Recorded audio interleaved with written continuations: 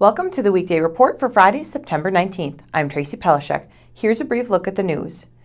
Union members picketed at the entrances to the Amazon warehouse construction site this morning. They were protesting the hiring of a South Carolina-based non-union contractor. The picketers were led by the Milwaukee Millwrights Local 2337. They said D.H. Griffin Companies was hired to install the conveyor systems and storage systems inside the building, bringing their workers from out of state. A union leader said Kenosha and Wisconsin gave Amazon millions of dollars, and local workers aren't getting the benefit of that. Apple's new iPhone 6 and iPhone 6 Plus went on sale today. As Jeffrey Zampanti tells us, they're pretty popular. I'm Kenosha News journalist Jeffrey Zampanti reporting from Kenosha's Best Buy, where tech-savvy locals can't wait to get their hands on the new iPhone 6. Consumers formed a line at the door beginning as early as 6 a.m. this morning, with little to no guarantee there would be a phone waiting for them inside once the store opened at 8 a.m.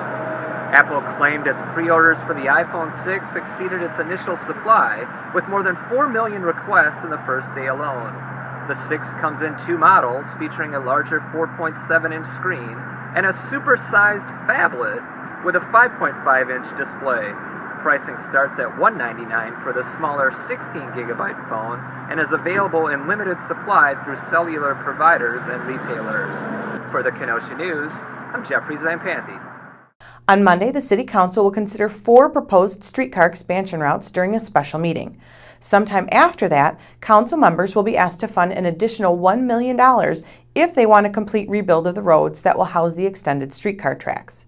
The meeting to consider the routes is at 7 p.m. at the Municipal Building on 52nd Street.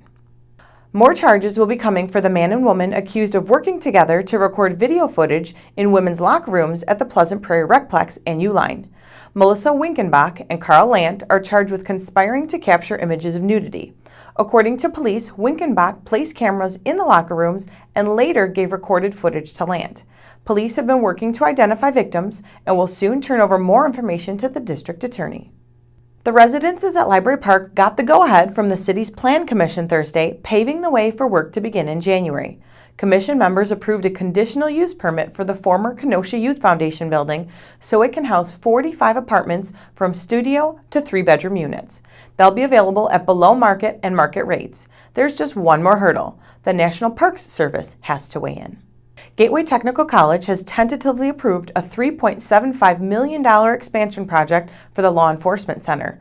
The plan calls for renovating the present facility with expanded classrooms and construction of a longer, wider shooting range and simulation areas where officers could use squad cars.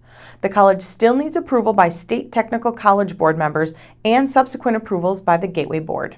What's trending today? As I said earlier, the City Council will consider 4 streetcar expansion routes on Monday. Do you think the streetcar route should be expanded? If so, which route do you like? Tell us on Facebook. Up next is Joe Potente with Facebook Feedback.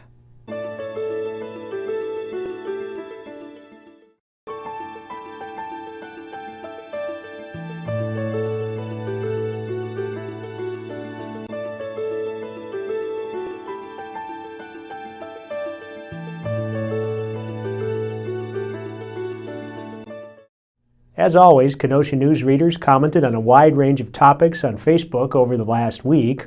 Asked about Chicago's new ban on smoking in parks, Jack Seitz said, "I don't smoke, and I think people should be allowed to smoke wherever. If you see one, turn the other way. That's simple. Stop being a bunch of crybabies." Lou Masterson said, "Not a smoker, but I find cheap perfume and noisy kids offensive. Can we ban them too?" About Governor Scott Walker's proposal of drug tests for public benefit applicants, Anthony Hume said many states have done this, and it ended up costing them more money than it saved. Less than 1% were found to be using drugs. Timothy Murray said, "This is the first time I 100% agree with him. If you do drugs, you don't deserve my tax dollars for assistance." Lastly, in advance of our Sunday Choice feature on how the city decides which streets need repair, we asked what streets are in the most dire need of attention. Jim Lynch said 60th Street is hideous between like 55th and 39th Avenues, but there's hardly a street in town that doesn't need work. And Ruth Chartier said all of them. To add your voice to the conversation, go to facebook.com/Kenosha News.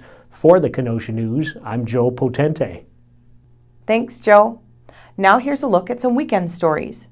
What are your chances of hitting a deer? We'll drill into the numbers. And our Sunday choice is on the condition of Kenosha's roads. Pick up a copy of the Kenosha News and check kenoshanews.com for all the details on these stories and more. I'm Tracy Pelishek with the Weekday Report.